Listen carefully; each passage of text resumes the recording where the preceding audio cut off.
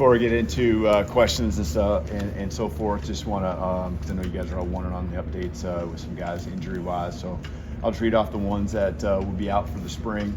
A couple guys that are limited to, and a couple that are full go. Alex Asparuhoff, he'll be out. David Bird will be out. Long snap. Bubba Hampton will be out. Devontae Henry, Damani Jackson, Deontay Lawson, Danny Lewis, Keon Sabb, and then we have some guys that are limited, really just to Indy only, and not contact. Justin Jefferson, Caden Proctor, James Smith. So a lot of those, pretty much most of those injuries, all just from last season still, and expected. So nothing new there from our standpoint. I know it's probably new for you, but good to get out there. Practice one comes and goes fast. Guys did a nice job, workmanlike mentality, just out there trying to do what they can. I think just like they have been the first 6-7 weeks of training, doing what they can to be their best and bring others with them. So good leadership, accountability from just required, the maximum effort, maximum strain, and liked what I saw. I obviously don't want anybody to be hurt, but can those be kind of a blessing in disguise in terms of getting younger players or inexperienced players some reps? Yeah, with the list, there's a lot of guys that are returners and upperclassmen. So there's a chance to build some depth, with our guys and get some younger guys a lot of reps. Coach, you mentioned leadership. Who are you seeing that from specifically so far? Well, I think it's a bigger group because we do have a lot of guys that are returning. So there's probably 10 guys that decided to come back, and I think all of those guys, along with any of the returners that were significant contributors.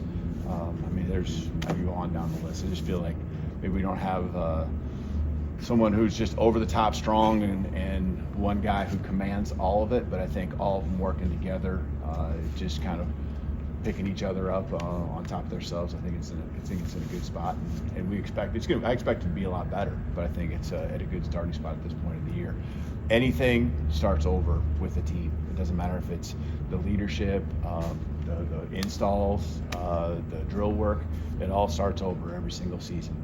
How do you define a successful spring practice, both as an individual practice and the period, 3 or 4 week period? I think it's always about just continue to climb, continue to have progress. Challenge the guys out there, either getting better or getting worse. It's individually, that's us collectively, it's your side of the ball.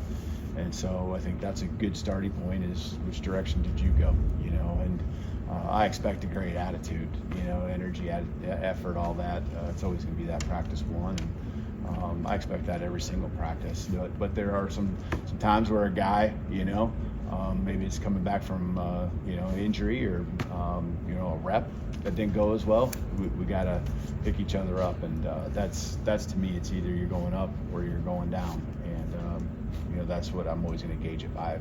Because in the end goal, it's to be our best and to be your best individually. Kalen, with Nick Sheridan continuing to coach quarterbacks, would you expect Ryan Grubb to gravitate a little more toward the OL because that's kind of where he comes from as a coach? Well, I think Coach Grubb will always still be involved with the quarterbacks. I just am a strong believer that your play caller has to be around the quarterbacks. But on your note, you're very right.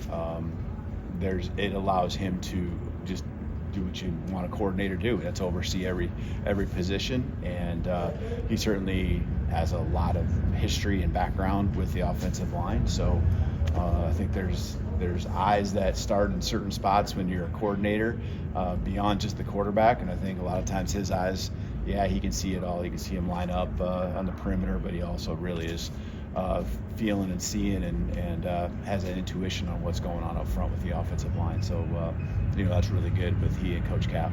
Did the quarterback battle solve itself today? Get that off. Solve itself? No. Good question there, Nick. No, it's something. I mean, they're all at different points, but a few things procedure-wise that are a little different. Good to see those guys all operate through that. They all had their times, of course, where they looked really good, and times where they got to continue to grow and get better. The roster says that Keelan put on, I think, 17 pounds. How much different does he look now than when you were I guess recruiting him out of high school? Yeah, I saw him last summer, and saw him in person for one game last fall. So, he's in pads and all of that at that time too. So, he looks good right now. Just strong and moves around. Just he's a good all-around athlete. But the weight program for him is certainly any new guy is going to be critical. And it's good to get that first phase under the belt. That's why being an early enrollee is so important. And then obviously now even through the spring, there's multiple reasons, but one of the reasons we go every other day and not back to back ever is just so we can get big days of lifting in, really minimum 3 times a week. You mentioned Caden Proctor. I'm curious what kind of the plan is on your end for who you want to see kind of rep left. Yeah, it'd be a combination because we don't want we got to have some guys that can move out. We're thin at that position, especially when you look at the experience at that position. So there's a couple of guys we can move out. Olas played a little bit of tackle, a couple snaps, but we want to make sure he can focus on guard too. So as we go through the spring, and we just didn't want to throw a bunch of freshmen out there with the ones or some younger guys. That was kind of one of the rotations we used in one of the team periods today, for example. With a guy like Michael Carroll who could play tackle but probably projects more to guard, do you use him more as a tackle now in the spring, or what's the plan? He took some reps there today. Again, you don't want to, especially for a young guy. I mean, there's a lot of bullets flying, right? And so you don't want to make it harder than it needs to be for him. But and so you try to keep him in the same position for multiple practices. But also that flexibility for a guy like Michael does exist, and he does have that frame where he could play some tackle. Even though, like you said, he probably down the road, end game, probably more of a guard. But that's what I love about some of the guys. They're athletes, so they're versatile. They can play maybe not all 5 spots because that gets a little confusing, but you can play right side, or you can play left side, or you can play right tackle, left tackle, or right guard, left guard. Interior guys, really, you try to learn center as well. What are you hoping to see from the winner of the eventual quarterback competition? Well, I mean, it's got to be a guy that can deliver the ball, command the huddle, command everything we do with the team, just that presence and that belief and confidence in your signal caller. And so, it starts with a lot of that, just the belief. But the belief comes because you're making the throws and, you're getting the ball to the guys in a fashion where they can go make their plays and reap the rewards of all the work that they put in. You've dealt with a lot of high-end quarterbacks. Where does Keelan how does he rank compared to other true freshmen that you've dealt with? I guess people coming in, how more is he advanced? Is he at that level? Yeah, he's up there. He certainly is. I mean, he's got a long ways that he to go because I think that's the way he looks at it, and he's excited about what this growth is going to be even during the spring. But his ceiling and what he accomplished through what you can see on the high school film, he's a pretty elite. He's a pretty elite quarterback. Coming in as a high school senior, current freshman for us. Obviously, a young room at linebacker too. Yep. A young room at linebacker too with Justin Jefferson out. How important was kind of those winter practice sessions with those linebackers, and kind of what do you expect out of them this year? Yeah, really those guys being here for the pre-bowl practices. That was really good. Abdul, Luke, Duke, all the 3 of those guys. They really got a feel. And it's a social thing too, just getting comfortable with some of the relationships, and then they get here and they're already kind of off and rolling. In some ways, it ain't gonna be long. We're not gonna think of all these early enrollees not as freshmen anymore. We're gonna think of them as almost sophomores. You mentioned that with Danny Lewis being out for the spring, between that and losing Dupree and losing Oots, are you feeling as thin at tight end as maybe any other spot? Yeah, you're right. Certainly are.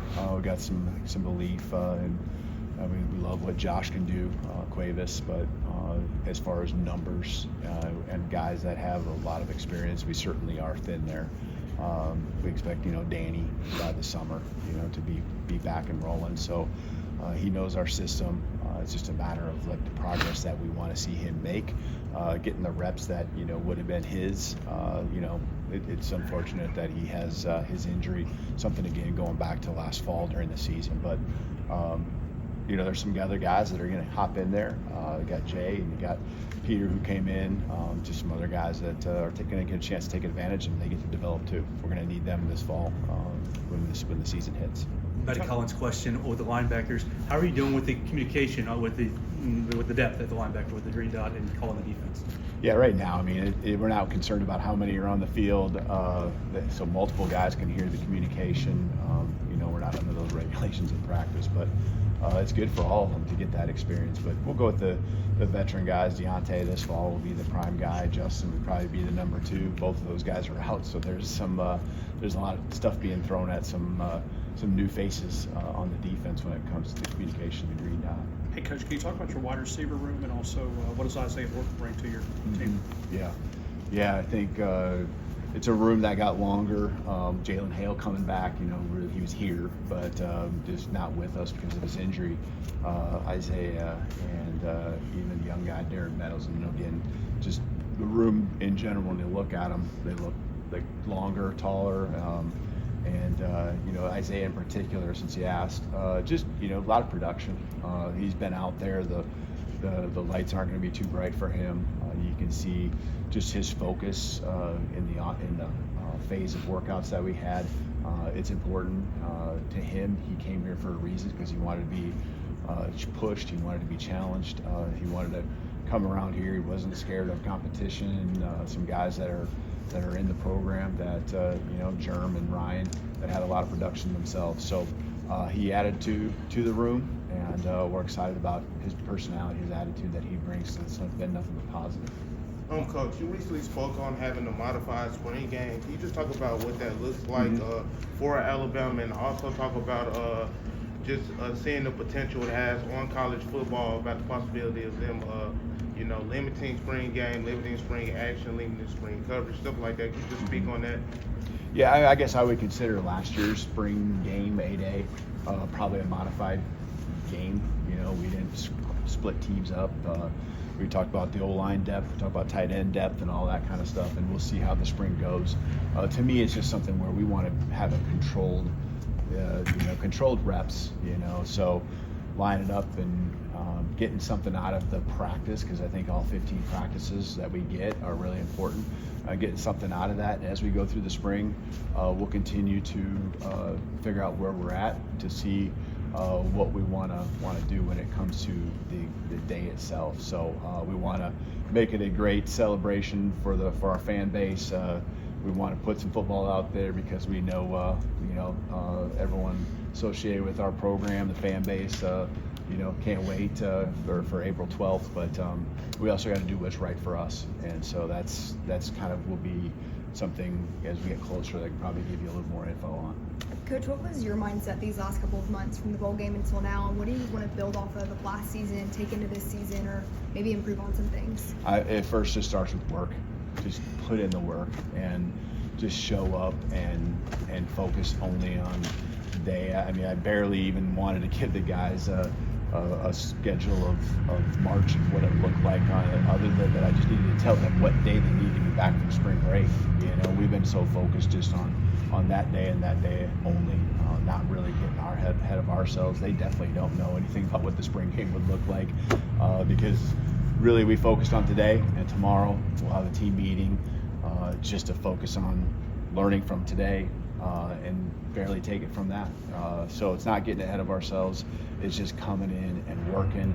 An example of just, even our winter workouts, our fourth quarter, it's never focusing on, and it's kind of related to this same topic. It's never about trying to see, or wonder what's this workout all going to involve, or can I make it through it? It's about going as hard as you can that rep. And you might not make it through the whole thing, because there's no gas left in the tank, but you can see this competitive stamina continue to build throughout the fourth quarter workouts, because guys just gave it everything. They had that rep, then they focused on the next one, And I really love the mindset, and that's one example of how we're trying to approach it. The documentary Fox Station is doing.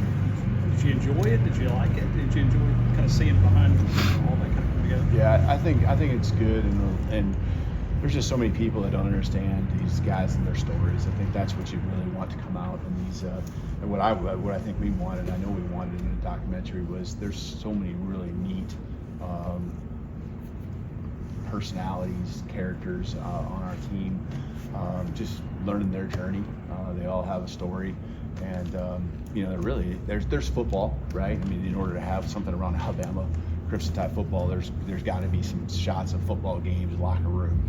I know people like to see that too, because you're not able to be in there with us, but it really was actually not much of a distraction. There's one camera around practice, really, that the entire time, and so I love that maybe there's some interviews, or the camera went home with some guys, and we get to learn more about their families. We know a lot about them, but I think there's probably been something here or there that I've actually learned even watching it, that's really deep and really something I didn't know going back to their childhood days, especially here only 1 year. But I think it's been cool, share with everyone the journey, but also get a chance to be kind of in the facilities and around the program maybe a little bit more than most would have the chance to. Has the highlight of your offseason been watching your daughter hit a home run against Alabama to start her career? That had to be a pretty cool moment. Yeah, it was a cool moment, and proud of her. I think when it comes to your kids, you want what they want. You want to be happy. I'm that dad coach, so I love seeing the response to adversity, but I also, you want your kid to enjoy those moments that you work so hard for. So I'm really proud of her and everything she does. It's not just being a softball player, but being a person. It's not easy being a coach's kid sometimes, and so the way she handles it, along with the rest of my family, their daughter as well, certainly proud. All right, thank you. Thank you. Roll Tide. Thanks, Coach.